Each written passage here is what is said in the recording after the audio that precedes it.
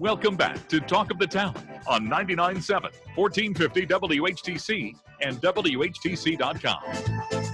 And welcome back to Talk of the Town for this Wednesday, May 27th. I'm Gary Stevens. We'll be open line following CBS News at the top of the hour. But we are very pleased to have on the other end of our Zoom connection, Steve Rusticus from the Holland Rescue Mission. He joins us with an update from the mission. Good morning, Steve. Glad you can join us. Good morning, Gary. It's good to be here with you. Hold on a second. I hit the wrong button here, and I apologize for that. But we have a Zoom connection with Steve today. But if you wish to chat with him, he'll be happy to take your phone call at 395-1450, 395-1450. Steve, obviously, we want to talk a little bit about how the mission is handling meeting the needs of the needy during this COVID-19 situation, trying to keep things clean and safe so that we don't see an outbreak of COVID-19 among those who are resigning at the mission or dealing with the mission in terms of getting some help. That has been a challenge. Tell us a little bit about some of the challenges that have been going on in that regard. Yeah, as you can imagine, Gary, when you have men and women living in a congregate setting like both Family Hope and the Men's Ministry Center, it's certainly a challenge. It's a challenge when we live in our individual homes, but you have men and women who, now not only are living together, but not many of whom now are laid off from work. They're not able to go out with the governor's orders to stay in. Their home is the facilities that they're in. So we've really done our best to provide a place where people can feel safe and secure and clean. And I would say this, I'll tell you, I think our facilities are generally pretty clean, but they have never been cleaner than they are right now. I mean, we have multiple crews on multiple days, sanitizing, cleaning. The men and women are in the facilities, so they're participating in that. And we're really fortunate. Well, we've had some folks who have been tested, both our staff and our guests. None of them at this point have tested positive. And so we're really grateful for that. I think it's a commitment on our staff and the guest part to keep the places clean and sanitized as possible, as well as, the other things that we have put in place to just monitor people's physical conditions. In fact, I would say we've probably been the healthiest we've been in quite some time. So that kind of tells us something too. For those who are listening on air, the note from Peg was, how many cases have been diagnosed at the mission of COVID-19? None. We haven't had any at all, none at the mission. Again, we've had a couple of staff folks and a few of our guests who have gone through the process with the hotline and called and have been advised to go get tested. But none of those have tested positive at this point. Let me ask you a flat-out question. Surprised? Yeah, I think we are a little bit, just because of the nature of the living conditions. Not that they're negative, but they're just close. And especially at our men's facility is structured a little differently. Again, a little bit more of a bunk area, where our women's facility has a lot of individual rooms. Maybe surprised isn't the word I would use, but I thought we might have a case or two. And we haven't, which again, I think just commends our staff and our guests for the way in which they've been willing to step into the guidelines and rules that have been put in place. Has there been an upswing in terms of the number that have needed the help of the Holland Rescue Mission over the last, now it is 73 days since Stay Home, Stay Safe was put into effect by Governor Whitmer? Yeah, while we've seen, men and women at both places, we have not seen an uptick in the amount of people coming to us. I think there's multiple reasons for that.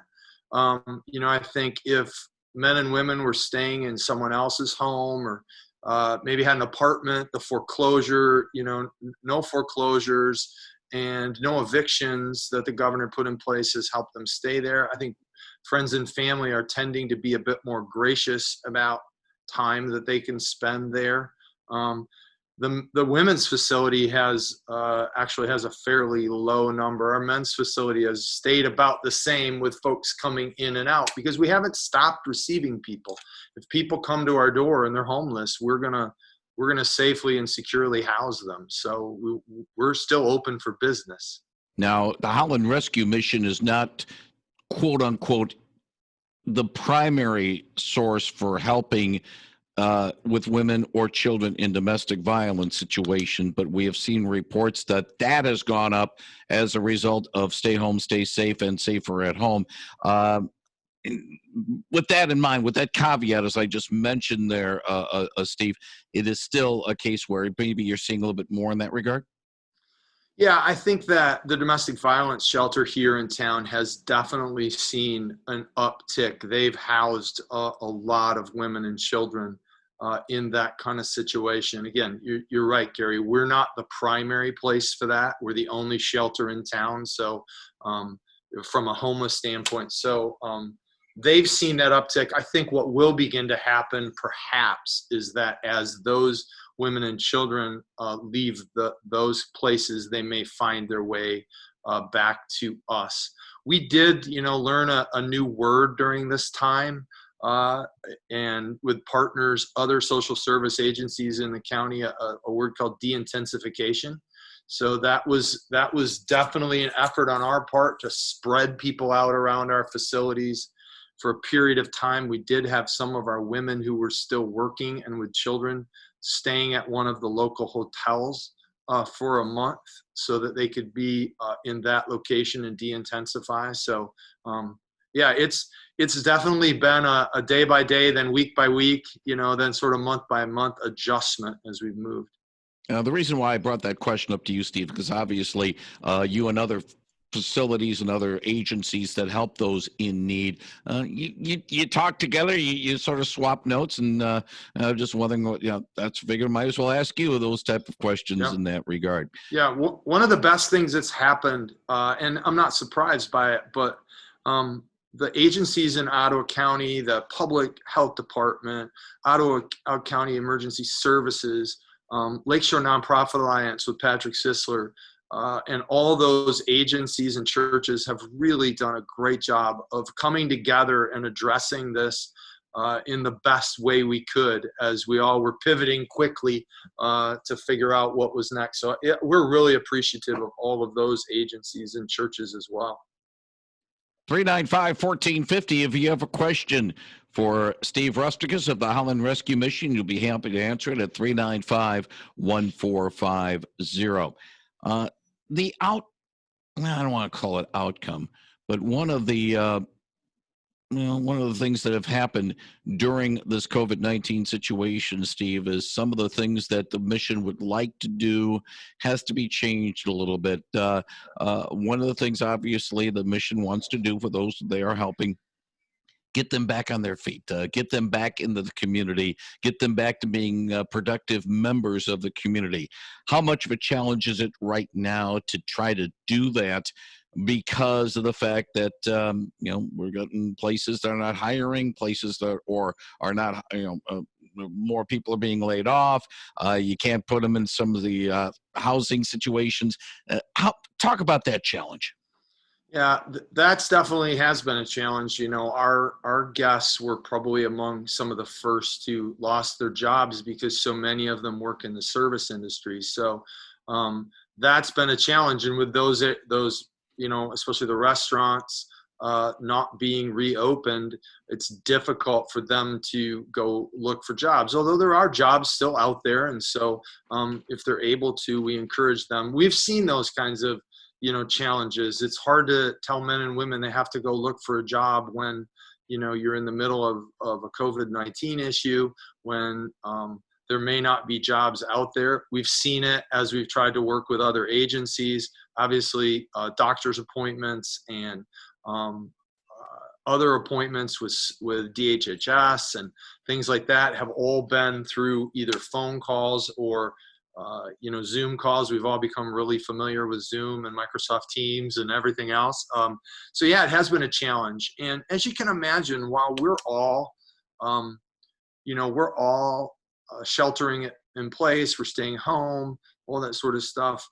It's definitely a different thing for those in the mission. They may not have relationships that are as healthy, so it's hard for them to reach out. And, so yeah, it's definitely been a challenge to say, how do we continue to encourage people? One of the great things we've seen though is our staff has, we've redeployed a ton of our staff from other operations. They've jumped right in and tried to walk with and minister with our guests in a way relationally maybe that they weren't able to do before, because our facilities might have been empty during the day and things like that. So there have been some positive things that have happened. We wouldn't wish this to happen, but God provides those things sometimes, and we step into them as best we can. And that leads to a point, and I'm glad you brought this up, Steve, about your staff and how they are stepping up. There would be a natural, maybe, concern by some of the staff about, well, I'm putting myself at physical risk dealing with the guests. But yet it appears, by what you're saying to me, Steve, that those concerns are, shall we say, put to the rearview mirror, and to a certain extent, maybe promptly put to the rearview mirror in that regard. Yeah, for people who work here at the mission, they do it for a couple reasons. One is they love God and they want to express that, and they love people, so they understand that there's a certain amount of risk. The honest truth is, there's a certain amount of health risk for us all the time in the shelters especially. But what we saw was, our store staff, our production teams, our other staff folks who just were willing to step into roles that they didn't really know what to do, but they just wanted to help. We had a couple of staff members who had underlying issues who stayed home primarily, but anyone who could work, anyone who could work did work. And they did it. Their attitudes were amazing. I can't say enough about that. And I think it really helped us, because you have a sense now, I had a retail associate say to me, I'd only been over to the men's ministry center one time before. And he worked in the kitchen for 6 weeks. And that was another change. But he said, now it gives me a greater sense of what I do at the store and the retail, and how it empowers and helps people. And so, we're just really grateful for our staff and the way in which they stepped up. Good morning. You're on the line with Steve Rusticus. Good morning. I understand if we want to drop off donations, that goes by appointment. Is that true? And I also wondered when the store would be open. All right, good questions. Thank you very much for the call. Good questions. So 2 things. We no longer, we did have donations by appointment for a period of time, but we no longer have that. So you are free to bring that over to the Gateway Center from 9 a.m. to 6 p.m. We have a touchless process. Our staff is wearing masks and gloves, and you can remain in your car. It takes just a little longer than usual, but we'll come get your product, put it in our bins, and receive them. And actually, we reopened the store on Monday. We are a store that sells things that were allowed to be sold, but out of an abundance of caution, we decided to close it mid-March. So we sell appliances and medical supplies and a small amounts of home repair. And we decided that we could open safely on Monday. And so you'll see a lot of changes here. Cleaning every hour, cleaning before and after, plastic guards, face masks are asked. But we're open 9 to 6 Monday through Saturday, and I think a few of the other stores are also going to start opening, as this is a significant, on top of everything else, this is a significant revenue producer for us to be able to do what we do. So, if you want to come to the store, you are welcome from 9 a.m. to 6 p.m. Good question there, because I'm going to ask you about that in a moment. 395-1450, 395-1450 if you have a question for Steve Rusticus. And indeed, nonprofit agencies have been hit very hard because of the COVID-19 situation. Revenue streams have dried up. Some had fundraisers planned that had to be canceled, of course, with the Holland Rescue Mission, with the Restore, other restores as well. But at least, hey, you're getting that back, and that has to be a big, big plus. Yeah, it is huge. Our donors, we've actually seen a marvelous little uptick in donations financially. But yeah, our store, like I said, is somewhere around 38 to 40% of the revenue that supports the ministry and the mission here. So it's really good to see people back, and it appears people are happy to be back. Our store is 27,000 square feet, so there's plenty of space. We put a number on how many folks come in, we count them, and folks seem to be really enjoy being back. So we're glad to see that. Good morning. You're on the line with Steve Rusticus of the Holland Rescue Mission. I'm calling because I'm grateful to hear him give integrity that he calls folks his guests, because they are there as their guests. What can we as a community do to help out? Thank you. Thank you very much for the call. Yeah, I mean, there's multiple ways. Obviously, we're a Christian organization, so prayer is where we start. Praying for our guests. If there's a way in which you can financially donate, that's great. Goods that are donated to the store go to take care of the folks at the ministry and the mission. We're re-engaging slowly.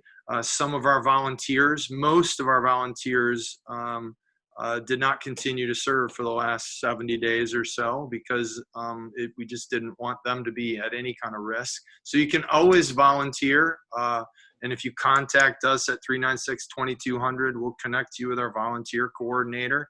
One of the ways that a revenue stream is our auto center. So we receive auto donations and sell them. And our auto manager told me yesterday, he can sell the cars if he could get the cars. So if there's a vehicle that's been sitting there for a while and, you say, I could sell it, but maybe I'd like to donate it, give a call to us at the mission, and we check it out, we safety check it, and then we sell it. There's a lot of folks out there who need vehicles right now.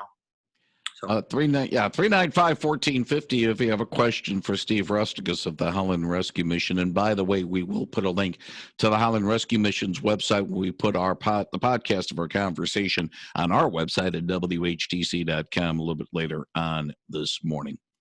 One thing that I, as a believer myself, and many of us who are believers, some might say, well, why did God allow this COVID-19 situation to occur?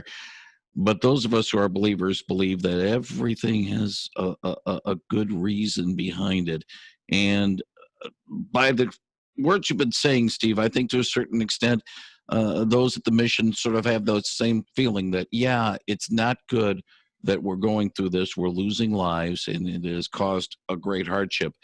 But there's a better purpose and a bigger purpose overall. And I think I'll put it in a slang way there, Steve, the mission gets it in that regard. Yeah, it really has. We have full trust and faith that God is in control. And these times remind us of that, because even the illusion of control goes away for us, right? And not just those of us who are guests in our facilities and our residents, so all of us. So we just lean into that, believe that we know that God is at work in the midst of all of this. I think it's been true that we've seen our guests be much more open to what it might look like for them to step into faith in a relationship with Jesus. We never push. We don't ever make anybody. You don't have to be a Christian to be at the mission. But we're also not shy about saying we believe there's a purpose beyond this world. So we don't like it. We didn't want it to happen just like everyone else, but we've been given an opportunity to share the kingdom and share the good news, and we're going to do that in every way we can, both through word and by deed. One of the things that the rescue mission unfortunately will do is when somebody gets to that point, they are broken, and sometimes we need to have a broken and contrite heart before we allow our Lord and Savior to come in and to make the change that we need to make a better life now. Yes, maybe, but certainly for eternity. And we can talk more about that as maybe at another time. But Steve Rusticus from the Holland Rescue Mission, Again, we will let people know that the Holland Rescue Mission's website is hollandrescue.org. That is hollandrescue.org. And the Rescue Mission's main number is 396-2200. 396-2200. And finally, the restore, I call it a restore, but Right. the place where people can buy things for to help the mission. Where is that exactly? It is on US 31, just off 24th Street. You'll see the big sign out front. It's called the Gateway Center. It's Holland Rescue Mission's thrift store. And yeah, we would love to see you.